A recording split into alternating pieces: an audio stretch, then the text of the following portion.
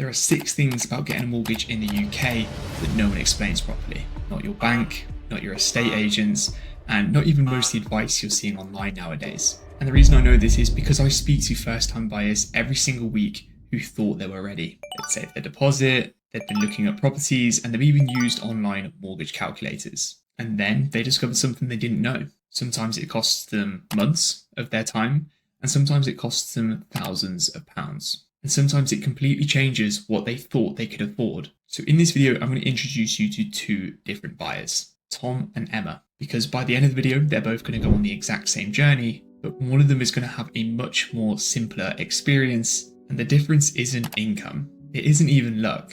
It's actually knowing the 6 different things I'm going to cover in this video. Now let's be clear, Tom and Emma are very similar. Both want to buy their first home. Both have been saving, both have spent more time on Rightmove than they'd ever like to admit. Both think they're nearly ready, however there's one key difference. Emma understands how lenders actually work, and Tom only knows what he's heard from friends, family, and seen on social media. Let's see what happens. Let's start with the first surprise, and honestly this is probably one of the most common ones. Tom earns £40,000, he goes online, uses a calculator, and gets roughly 4 times his salary. So in this scenario, £160,000. Tom's happy, he accepts it, that's his budget, end of story. Emma earns the exact same, but Emma speaks to someone who understands lender criteria, and suddenly the picture changes very positively for Emma. Some lenders now offer 5.5 to 6 times income. Same income, different lender, different outcome. So yeah, in this scenario, Emma could potentially borrow £240,000. Not because she earns more, but because she knows where to look. So the number you have in your head right now about how much you could potentially afford could be wrong. But borrowing more money can create problems that a lot of first-time buyers don't see coming, because lenders do care about more than just your salary, much more. What if I told you your lender is reading something more carefully than your credit score? Tom and Emma have identical credit scores, same income, same deposit, everything on paper looks equal. The key difference here is Tom regularly goes into his overdraft. Nothing dramatic, but it is quite regular. Tom gambles most days. There's a couple of buy now, pay laters on his credit file. Nothing illegal, nothing outrageous, but they are there. But lenders are building a picture. Lenders aren't just checking whether or not you could repay the mortgage. They're asking, will you repay the mortgage? The difference is Emma's 3 months bank statements are completely clean. No overdrafts, no buy now, pay laters, no gambling. Suddenly her application becomes a lot easier and it's a lot more smooth. And this, to be honest, is where most buyers just think, right, well, I'll commit a bigger deposit.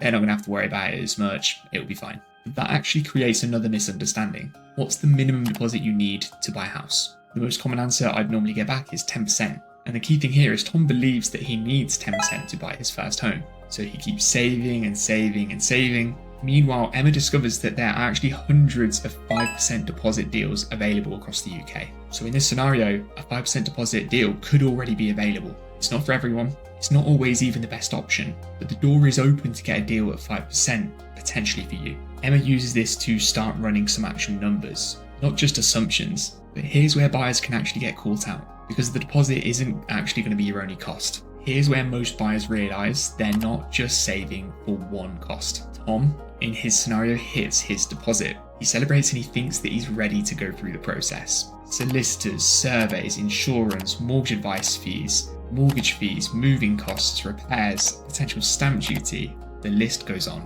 Many buyers need anywhere from £8,000 to £15,000 to cover all these costs that are already beyond the deposit. And again, I say 8 to 15,000 as like a generalization. Your biggest costs is obviously going to be your moving costs and furnishing the property. But of course you need to budget for things like solicitors, which could be anywhere from £2,000 to £2,500 depending on the quality. But Emma knew this from the start, so her target was accurate.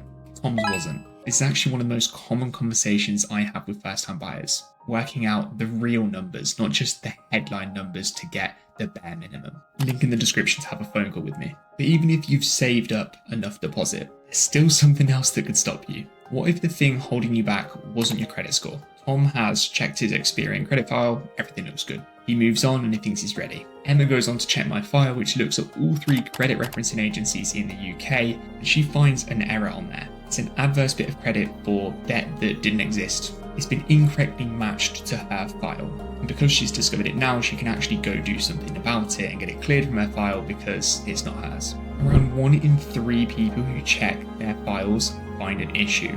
But again, you need to be checking all 3 agencies because some agencies pick it up while others don't, and lenders reserve the right to look at all 3 credit references. But even if your credit file is absolutely perfect and you've checked all 3 references, there's still one mistake that could cost you thousands as a buyer. Let's imagine we've got both buyers with their full deposit and the mortgage is agreed. Valuation's completed, everything looks good. Tom skips the private survey because he thinks, why spend a few extra £100 when I don't need to? Months later, he has roof problems, damp problems, drainage issues, all sorts. The realization was the valuation the lender completed was for the lender, not for Tom. Emma paid for the survey, found the issues, renegotiated, and saved money. Private survey doesn't just find problems, it gives you options before you're the legal owner of a property. At the start of the video, Tom and Emma looked identical. They had the same goal, the same income, the same deposit, but 6 lessons later,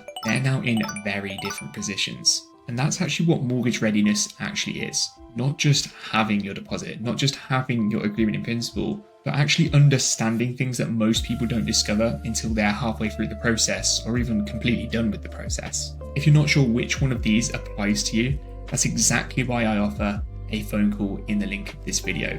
We can go through your situation, we'll look at your income, your deposit, your credit file, your timeline, and we'll work out where you actually stand. Because the earlier in the process you discover these things, the easier and the more straightforward the whole process becomes for you. Now, one of the most common questions I get asked is how long does it take to save a deposit in the UK and how can I speed the whole thing up? I've got a video on my screen right now which is absolutely perfect and it's going to answer those 2 questions for you.